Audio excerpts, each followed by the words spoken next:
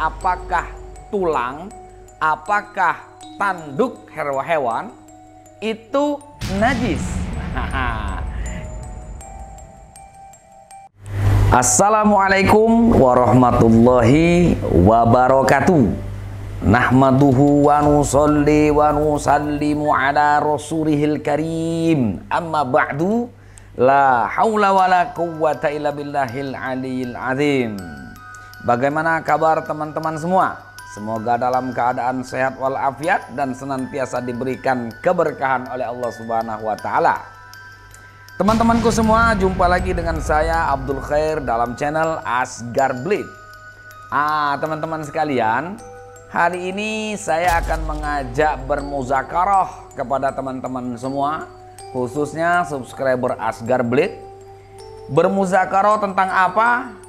Judulnya, apakah gading, apakah tulang, apakah tanduk hewan itu najis? Jadi teman-teman sekalian, kebetulan ada subscriber kita, Saudara Ahmad Habibi.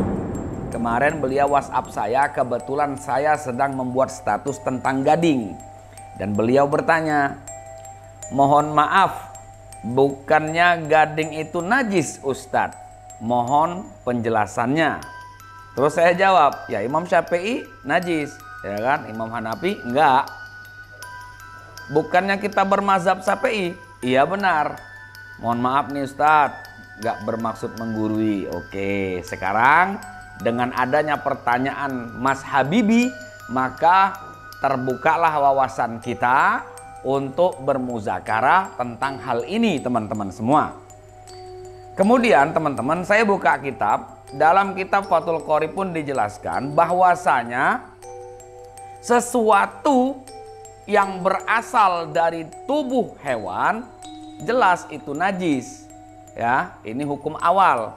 Kenapa? Karena dalam kaedah fikihnya najis itu ada 9. Ya, darah, nanah, ya kan, terus juga muntah, tinja, air seni, terus lagi banyak, itu ada 9. Dan yang paling besar adalah anjing dan babi. Ada yang juga yang terakhir yaitu bangkai, teman-teman. Nah, yang termasuk di dalamnya ini gading, tulang, sama satu lagi apa tadi namanya? Tanduk, itu berasal dari bangkai, ya kan? Nah, di sini teman-teman sekalian, kita juga perlu memperhatikan, melihat muka mata kita. Banyak para alim ulama seperti Guru Sikompul, beliau memakai gading.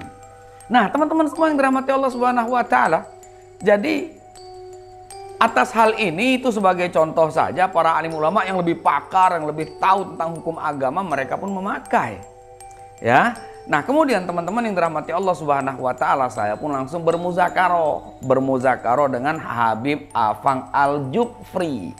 Ya, tentang mengenai hal ini, ya kan, bagaimana? Karena kita ini bermain dengan tanduk, karena kita ini bermain dengan hal-hal yang daripada mubazir, hewan tersebut setelah dipotong kemudian kita buang, ya, kenapa tidak kita manfaatkan untuk membuat sesuatu yang berguna? Nah, teman-teman sekalian, untuk hal itu mari sama-sama kita dengarkan dengan seksama bagaimana penyampaian Habib Afang Al-Jufri, guru saya, tentang bab ini, ya. Yang jelas hukumnya yang saya tahu adalah makruh. Nah, makruh apakah saja itu? Mari sama-sama kita dengarkan, mari sama-sama kita saksikan. Assalamualaikum warahmatullahi wabarakatuh. Alhamdulillahirabbil alamin. Allahumma sholli ala sayyidina Muhammad wa ala ali sayyidina Muhammad. Saudara ini dimanapun berada, alhamdulillah bersyukur kita kepada Allah atas limpahan nikmat yang Allah berikan kepada kita. Salawat dan salam tercurah terlimpah kepada junjungan kita baginda Nabi Muhammad sallallahu alaihi wasallam. Saudara ini dimanapun berada, ya, udah lama ini nggak posting, nggak bikin video, ya alhamdulillah pada kesempatan siang hari ini, ya di hari Jumat ini, ya kita bisa bertatap muka, bermuajahah, ya walaupun hanya lewat media sosial. Saudaranya dimanapun berada, ya, dalam postingan video pada siang hari ini, ya ini sedikit ya mau menguraikan daripada banyak pertanyaan-pertanyaan yang masuk menanyakan kepada aneh ya perihal hukum menggunakan tanduk ya atau hukum menggunakan benda-benda yang berasal dari hewan ya seperti tanduk ataupun seperti gading gajah, ada yang digunakan untuk pipa rokok atau digunakan untuk tasbih, atau tanduk yang digunakan untuk sarung-sarung golok, atau ada tanduk yang dibikin buat sisir atau serit dek ya. Nah, bagaimana perihal hukumnya menggunakan barang-barang tersebut? Nah, saudara aneh dimanapun berada. Nah, jadi aneh teringat ada di dalam kitab Fatwa. Ini kitab disusun oleh Sayyid Alwi bin Abbas Al-Maliki. Ya, jadi beliau ini pun pernah ditanya perihal bab ini. Ya, dalam kitab tersebut ya, beliau menjawab ya bahwa kalau ulama-ulama terdahulu ya memvonisnya bahwa apabila contoh ini tanduk dari berasal dari kerbau atau gading yang berasal dari gajah. Kalau kerbaunya itu disembelih dengan cara-cara Islami, maka seluruhnya ini halal, bisa digunakan untuk apapun, ataupun gading gajah ya kalau disembelih. Nah, tapi bagaimana kalau misalkan matinya itu tidak disembelih ya, gajahnya itu mati, nah, tapi kita sayang, tanduknya bagus, kita bisa gunakan. Bagaimana hukumnya? Al-Habib Alwi bin Abbas Al-Maliki pun mengatakan hukumnya makruh, makruh tanjih. Ya, jadi makruh masih ringan. Alasannya bahwa tanduk ataupun gading-gading gajah ini masuknya kategorinya batu, seperti batu permata. Ya, jadi batu itu dia tidak menyerap daripada najis ya gitu. Jadi untuk gading, untuk tanduk kita gunakan untuk sarung golok, atau tanduk kita guna, atau gading untuk kita jadi pipa rokok ya. Jadi ya bicara boleh atau enggak ya tadi ya, kalau misalkan udah kita tahu nih jelas gajahnya disembelih, gunakan gadingnya, udah halal. Tapi andai kata kita tidak tahu, ya sudah. Jadi hukumnya itu makruh tanjih. Jadi makruh itu ada dua. Ada makruh tahrim. Makruh tahrim itu makruh yang mendekati keharaman. Ini ya sudah tidak boleh. Tapi kalau makruh tanjih, ya, nah ini masih ringan. Jadi makruh yang ringan masih bisa dibolehkan. Contoh misalkan rokok. Rokok ini kategorinya hukumnya ini makruh tanjih. Tapi rokok juga bisa menjadikan makruh tahrim. Kayak contoh misalkan kita ini ke dokter, nah, kita bengek, batuk, kata dokter bahwa kita ini sudah tidak boleh merokok. Ya, apabila kita merokok juga maka kategorinya makruh tahrim, makruh yang mendekati haram. Haram dia ngisep rokok kalau memang paru-parunya atau jantungnya sudah tidak kuat untuk merokok menurut dokter. Gitu.